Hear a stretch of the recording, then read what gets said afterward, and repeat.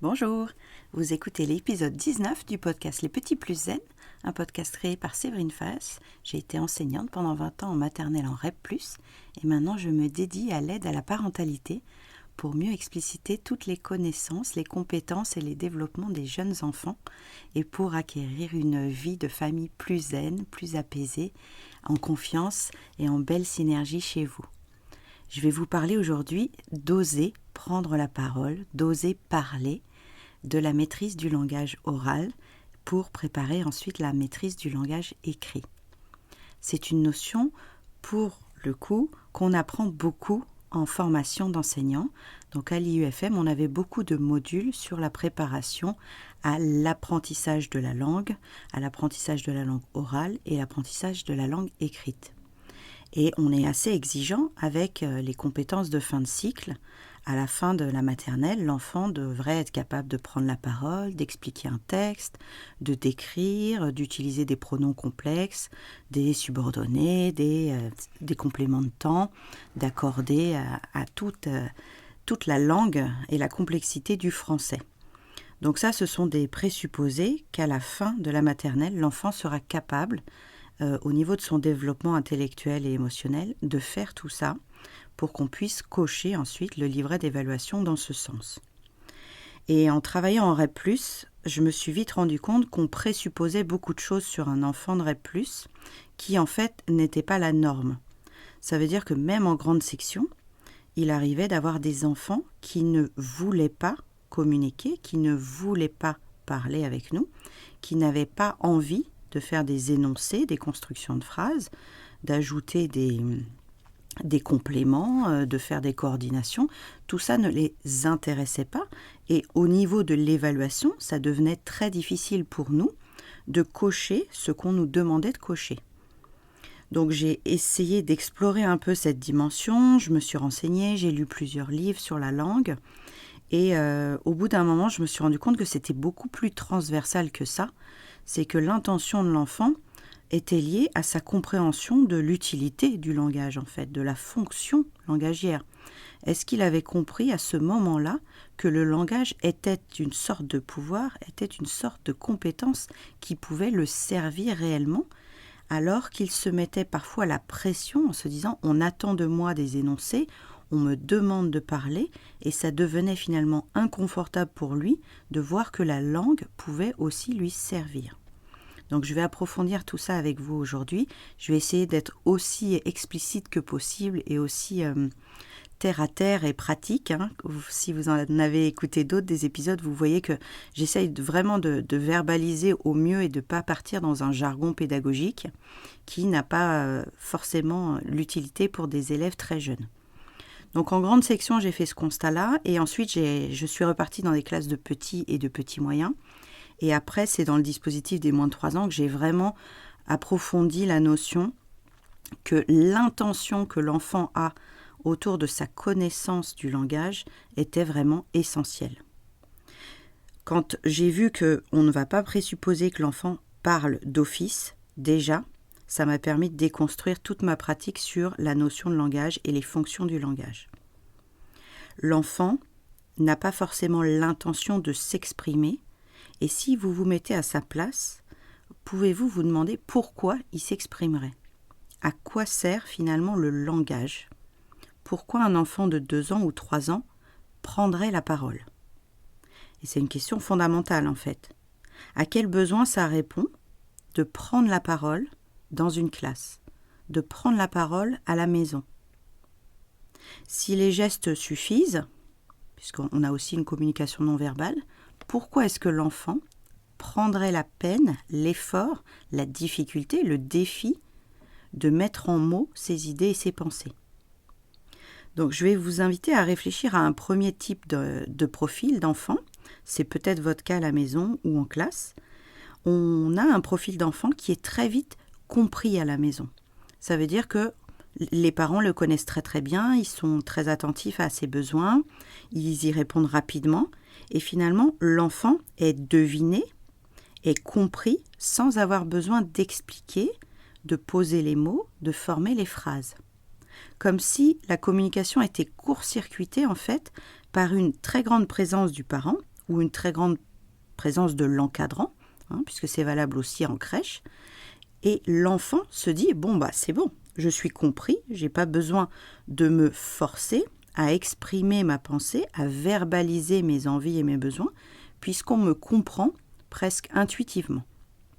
Et vous voyez en ça que quand on est débutant ou quand on est jeune parent, on a tendance en fait à anticiper le besoin de l'enfant, à anticiper parce que nous, on a le schéma de pensée qui est très rapide, qui est très construit, qui est efficace presque.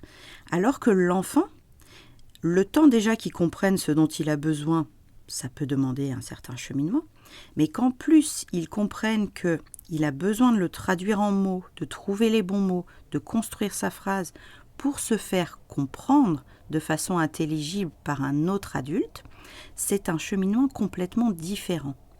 Et ça s'apprend très très tôt en fait.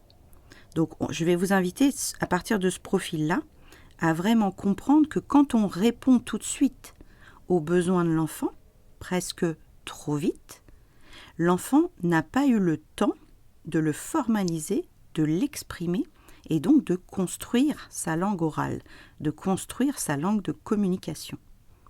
Donc ça, c'est un des premiers profils qu'on avait en dispositif des moins de 3 ans. Les enfants arrivaient en classe en pensant qu'on allait tout de suite fournir, donner, approvisionner ce qu'ils avaient besoin, ce qu'ils avaient en tête, sans avoir besoin de le verbaliser. Donc, ça va poser plusieurs questionnements, puisque l'impatience d'avoir ce qu'on demande et l'impatience qu'on soit compris très rapidement n'est pas le cas en collectivité, n'est rarement le cas même dans la société. C'est-à-dire que si on n'exprime pas son besoin, si on ne demande pas quelque chose, on ne nous l'offre que très rarement sur un plateau. Donc là, on est lié au principe de réalité, au principe vraiment que pour avoir quelque chose, pour comprendre quelque chose, pour obtenir quelque chose, je vais faire ma part du dialogue, faire ma part de communication. Donc ça, c'est un premier point concernant les profils d'élèves qu'on avait en classe. Et le deuxième profil d'élève, qui est un peu plus difficile à cerner au début, c'est un enfant qui se refuse complètement à communiquer, mais à la fois qui n'exige rien en fait, qui est là dans l'attente, dans la passivité, et chaque année on en avait un ou deux, que ce soit en petit, en moyen ou en grande section, qui attend, non pas volontairement, non pas activement, mais qui attend tout court. Et si nous ne faisions pas l'effort d'aller lui demander ce dont il avait besoin ou ce dont il avait envie, ou s'il voulait participer à l'activité, de lui-même, il n'avait pas l'intention de communiquer avec nous, de prendre sa place, de poser ses mots et de verbaliser son monde intérieur. Donc vous voyez que c'est un profil très différent du premier.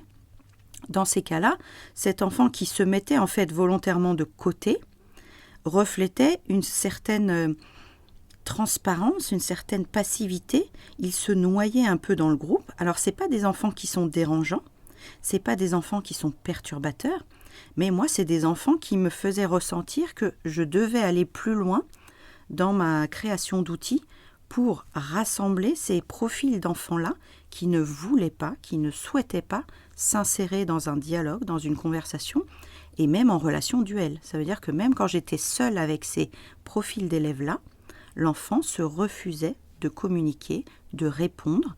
Peut-être que j'avais un hochement de tête de temps en temps, ou alors j'avais un oui timide, mais parce qu'on lui avait appris à dire oui quand un adulte pose une question. Et vous voyez que ça veut dire que c'est déjà biaisé. La communication et le langage est déjà biaisé très très tôt pour ces enfants qui se disent « à quoi bon communiquer ?» Finalement, je ne sais même pas si ça va me servir à quelque chose, comme s'ils étaient déjà déçus de ne pas avoir été entendus, écoutés. Je vais vous renvoyer à l'épisode de l'attachement et du côté sécure, bien entendu. Ces enfants-là se sentent à la fois mis de côté. Alors, est-ce que c'est une réalité ou est-ce que c'est ce qu'ils se sont dit à l'intérieur? Est-ce que c'est une projection ou est-ce que c'est vraiment un ressenti? C'est difficile à évaluer, Mais cette perte d'estime, en fait, visuelle, m'a laissé penser ensuite que on ne leur demandait pas leur avis en fait. On ne leur demandait pas de s'exprimer. Et quand on ne demande pas à quelqu'un de produire ou de créer ou de répondre, l'autre en face perd une certaine énergie, une certaine envie, une certaine... oui, j'ai l'image de la libido dans le sens vivant. Il y a une énergie vive qui se perd. Et c'est des enfants qui étaient parfois éteints, tête baissée, et qui attendaient que la vie passe, que la vie coule. Donc moi, ça me tenait vraiment à cœur de comprendre un peu mieux ce mécanisme, d'explorer des pistes qui auraient pu aider ces enfants-là à rejoindre le groupe et à se servir du langage pour ouvrir un peu leur perspective, qui était déjà bien sombre alors qu'ils étaient en maternelle. Donc j'ai peut-être des collègues qui ont constaté ça aussi dans d'autres écoles, mais moi ça m'a vraiment sauté aux yeux en REP+, parce que je ne comprenais pas que ces enfants soient aussi fermés à la communication à 2, 3, 4 ou 5 ans. Donc, une des premières pistes que j'ai explorées, quand j'avais encore les grandes sections, c'est de mener un atelier de philosophie. Donc en 2014, j'ai installé des goûters philosophiques, c'était le tout début des APC, donc c'était les activités pédagogiques complémentaires. On faisait après la classe, en petits groupes de 7 ou 8, un atelier philosophie. Je ferai un épisode directement consacré à ça, mais je vous en donne quelques grandes lignes. Et ce qui m'a déjà rassurée, c'est qu'en fait, l'enfant ne faisait pas ça vraiment consciemment, c'est juste qu'il avait désactivé la fonction « mon avis intéresse quelqu'un ». Ce qui est très triste quand on y réfléchit. L'enfant à qui je demandais individuellement « et toi, qu'est-ce que tu en penses ?» quel que soit le thème, des fois on parlait de l'amitié, on parlait du bonheur, on parlait de l'argent, du travail, on avait des thèmes assez variés. Mais l'idée même que son avis puisse être entendu, écouté par quelqu'un d'autre, ne lui était même plus accessible. Donc je voulais attirer votre attention là-dessus, de se dire qu'un enfant pourrait vite conclure que son avis n'intéresse personne, que son avis n'a pas de valeur. Et là, vous avez peut-être déjà la portée vraiment symbolique de cette notion-là. Si très jeune l'enfant se dit « mon avis ne compte pas », comment pourra-t-il ensuite trouver sa place dans la société, bien au-delà de l'école, pour se dire que son avis a de l'importance et qu'il peut l'exprimer. Parce que avoir un avis, c'est une chose, mais l'exprimer, vous voyez bien que c'est l'étape d'après. Donc cet atelier philosophique, de dire à chaque enfant « ton opinion compte pour moi, est-ce que tu peux nous dire ce que tu en penses ?» D'oser penser et d'oser dire sa pensée, ça a débloqué quelques situations, ça n'a pas été magique, mais j'ai vu une étincelle se faire dans les yeux de certains enfants qui se sont dit « Ah mais en fait j'ai le droit de penser des choses, j'ai le droit de le dire » et du coup, je rappelais aussi qu'on n'a pas à être d'accord avec tout le monde, c'est juste l'expression de la pensée, l'expression de nos valeurs, de notre identité. Et en ça, on est à la fois sur la rayure indigo d'expression et à la fois sur la rayure jaune d'identité. Mais que c'est une pépite, c'est vraiment un potentiel pour chaque enfant de se dire « j'ai un avis, j'ai des idées et je peux les exprimer ». Donc ça, c'est vraiment une piste intéressante, quel que soit l'âge de l'enfant, de lui faire ressentir que son idée, son avis, son opinion compte pour quelqu'un d'autre. Que ce soit le parent, la figure d'attachement, le responsable de crèche, le responsable de tennis, comme vous voulez. L'expression de soi, se dire soi-même, c'est une manière d'exister, c'est une manière de s'affirmer individuellement.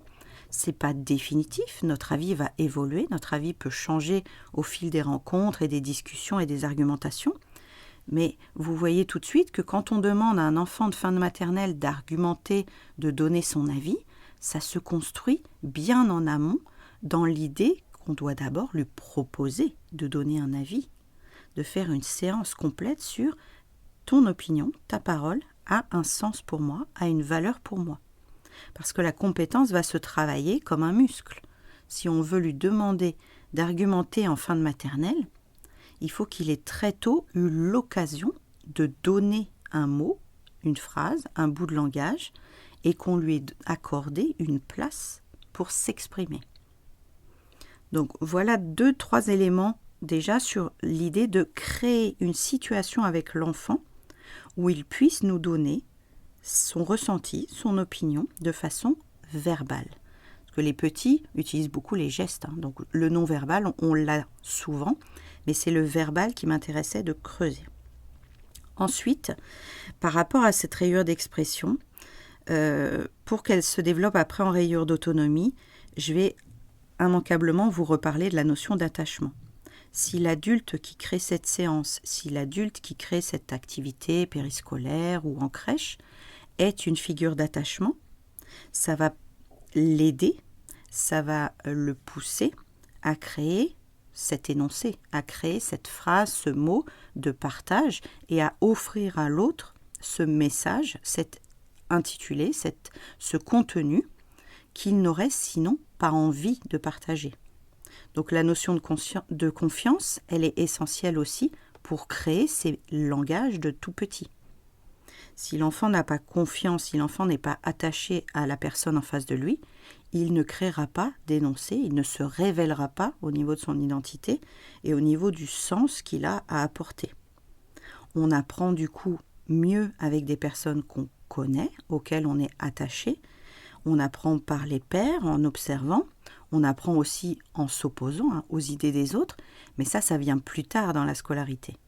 Au début, le premier lien pour qu'un enfant puisse oser parler en classe, pour qu'un enfant puisse se révéler et argumenter, il faut d'abord lui offrir un système d'écoute et lui montrer que sa parole a une importance pour nous. Et ensuite, il pourra créer des choses de plus en plus riches. Donc, comment essayer d'aider l'enfant à oser prendre la parole, à oser parler?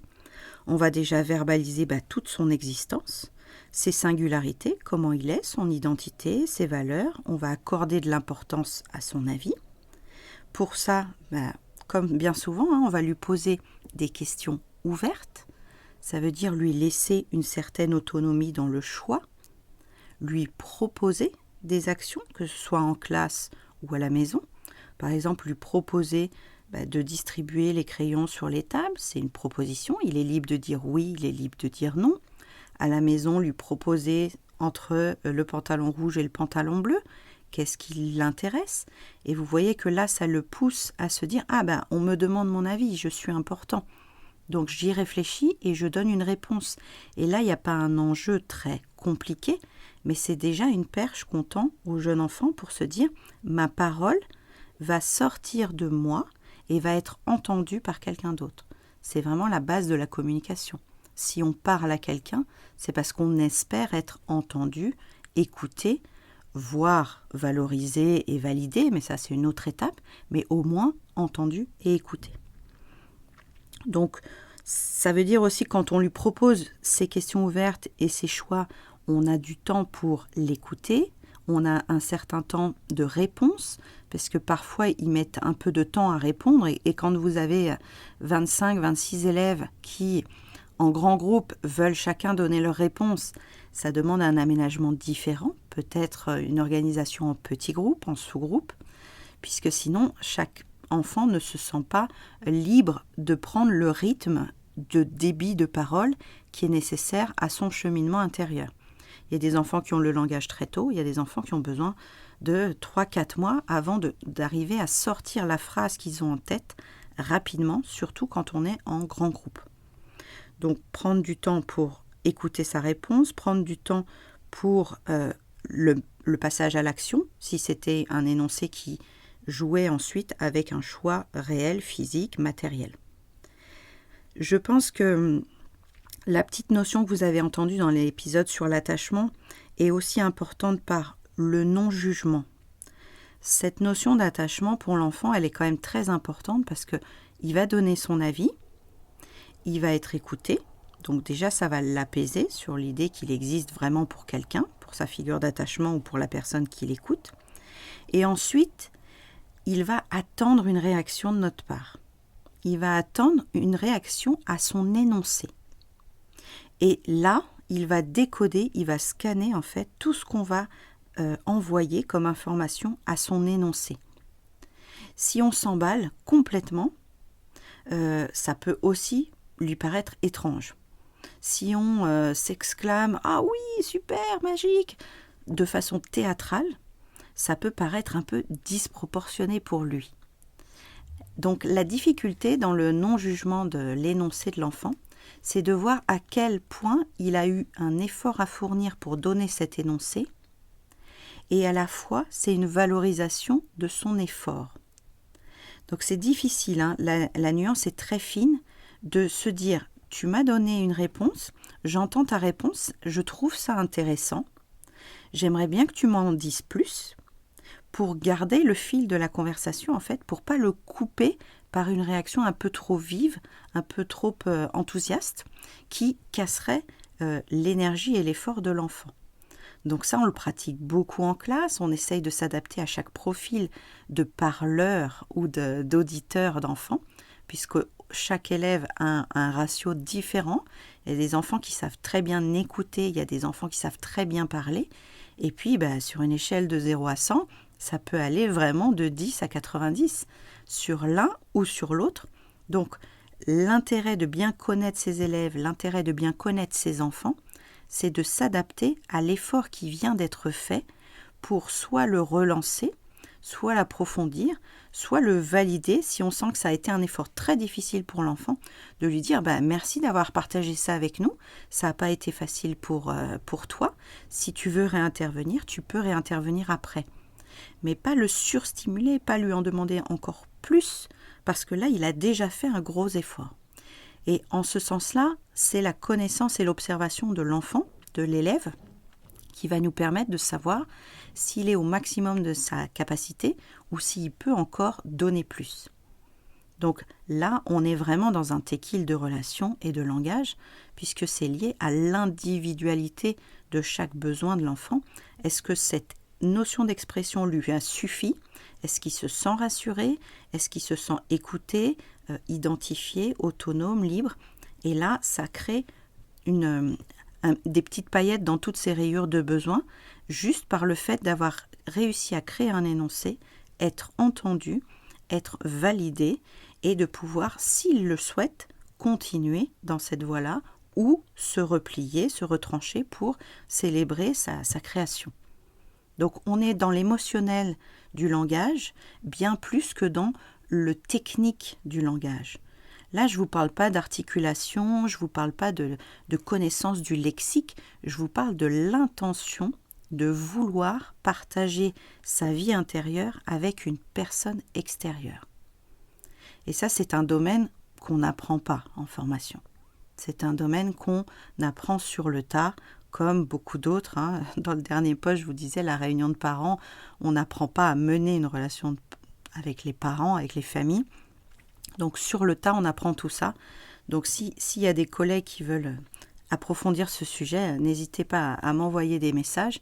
Moi, ça m'a paru vraiment très intéressant de créer ces situations de langage en individuel pour m'adapter au niveau de l'effort et de l'intention de communiquer de chaque enfant. Donc l'écoute, la présence, dans un grand groupe, c'est déjà difficile. À nous de mettre en place les conditions idéales pour que chaque élève se sente libre de participer à l'oral. Un petit point très précis sur le langage, c'est que tant que l'enfant n'arrive pas à dire « je », on sait qu'il est entouré par tout un tas de représentations, de phrases qu'il entend autour de lui et qu'il réénonce comme si ça venait de lui. Et c'est difficile, notamment en atelier philosophique, de voir que certaines phrases sont déjà ancrées. Donc c'est des idées qu'ils ont entendues par les amis, les cousins, la famille, en vacances, et qu'ils redonnent en atelier philosophie sans avoir passé ça à leur petite moulinette intérieure, sans avoir réfléchi à ce que ça avait comme conséquence dans leur expérience, dans leur vie. Certes, ils n'ont que 5 ou 6 ans, mais ils ont déjà une petite expérience de l'amitié, ils ont déjà une petite expérience du travail, parce qu'ils observent comment ça se passe le travail pour les parents, pour les grands cousins, et cette expérience, elle est riche quand elle est appropriée, quand l'enfant se l'approprie vraiment en se disant « Ah, mais en fait, j'ai entendu ça, mais je ne sais même pas ce que ça veut dire. » Des phrases qu'ils ont entendues à la maison, qu'ils redonnent parce qu'ils les ont mémorisées, mais ils ne les ont pas approfondies, vécues.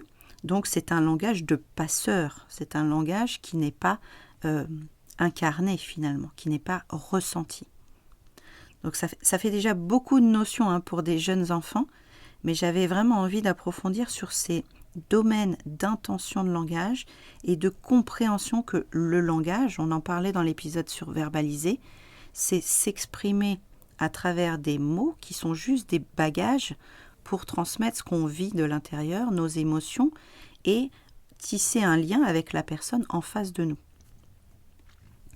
Donc pour sortir de ce jeu qui n'est pas tout à fait incarné, on a plusieurs pistes.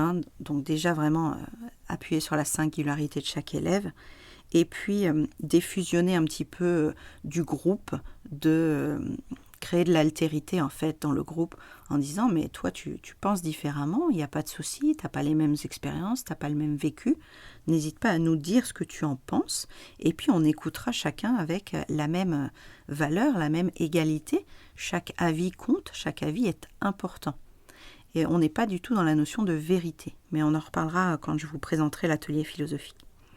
Donc lui donner des clés de compréhension, lui donner des clés bien sûr sur sa cheminée des émotions, sur l'épisode 9 et 10.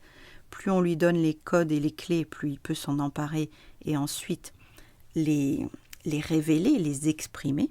S'il n'a pas les codes et les clés, il est dans un doute et dans une insécurité qui est difficile à vivre parfois. Donc si c'est déjà difficile à vivre pour nous à l'intérieur, on n'arrive pas souvent à l'exprimer à l'extérieur. Et même nous, adultes, quand on a une problématique intérieure d'insécurité, c'est bien difficile de faire la clarté là-dessus avant d'arriver à l'exprimer.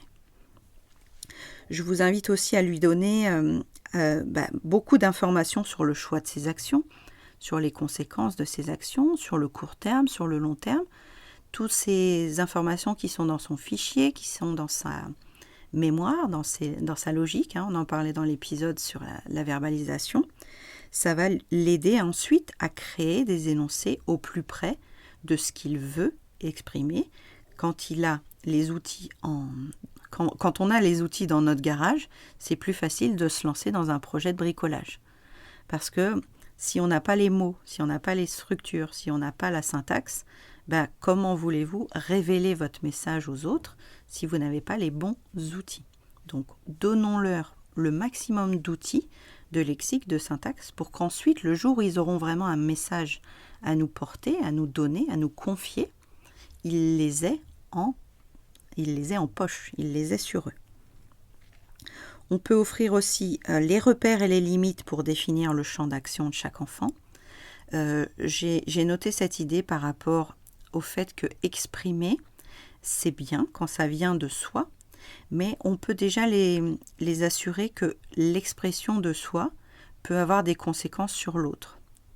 Donc vous le faites spontanément en général quand c'est votre enfant qui dit « Ah là-bas, la dame, pourquoi elle est comme ça ?» Donc il commence à voir que parler peut atteindre les autres personnes, peut avoir des conséquences sur les autres personnes. Et donc on peut exprimer beaucoup de choses, mais dans un certain cadre, dans une certaine limite, qui ne blesserait pas, d'être attentif un peu aux effets de son énoncé. Donc pas pour des enfants de 2 ans pour le coup, mais c'est déjà des petites notions que vous pouvez verbaliser avec eux, sans qu'ils comprennent la portée philosophique de la notion. Vous pouvez les inviter à réfléchir à l'effet de certaines phrases sur d'autres enfants. Et si je renverse la situation, vous imaginez assez facilement que vous-même, vous avez reçu des phrases et on vous a donné des phrases qui sont restées ancrées longtemps en vous et qui n'ont pas forcément eu des effets positifs pour vous libérer la parole, pour vous aider à vous exprimer.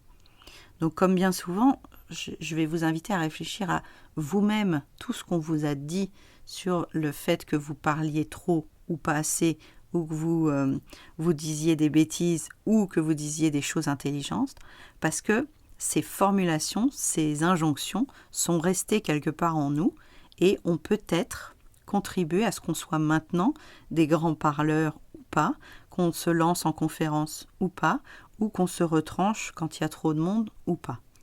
Donc souvent, ça a été induit très très tôt. Et donc, ces jeunes enfants que j'avais en classe, je me disais comment est-ce possible que déjà à 4 ans, ils aient induit, ils aient compris et conclu que leurs paroles n'avaient pas de valeur. Après, je peux vous renvoyer aussi à la notion de se mettre à sa hauteur pour accueillir sa parole, tout l'épisode 2 dont on a parlé, et de créer un peu le dialogue en fonction de sa vie à lui, de ses événements. Alors bien sûr, si ce sont des événements qui ont touché toute la famille, c'est l'occasion d'en parler avec lui, comment il se sent quand le grand-père vient de mourir, comment il se sent quand on a raté son train parce qu'on est arrivé trop tard. Donc de lui donner l'occasion de verbaliser, de ressentir à l'oral, d'exprimer en fait sa vision intérieure et sa vie intérieure. Donc il y a plein d'occasions en classe de le faire, il y a beaucoup d'occasions à la maison de le faire, mais une fois de plus, ça demande de la part de l'adulte, de la figure d'attachement, une intention de créer ce dialogue et un temps de présence qui n'est pas toujours facile à installer dans notre vie bien remplie.